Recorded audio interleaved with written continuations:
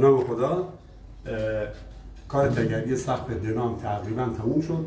البته پولش و یه سری کاراش مونده که ان شاء الله خودمون انجام بشه و تمام بشه.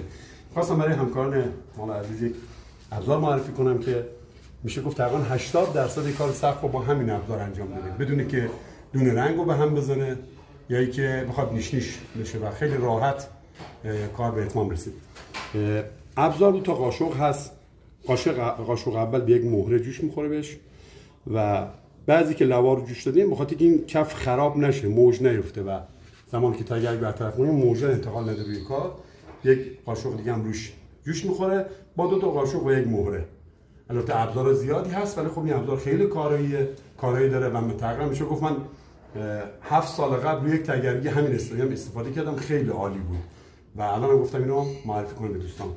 ببین بیش بسته میشه روی کار، دقیقاً شکلشو ببینید، بسیار عالی و کارایی داره.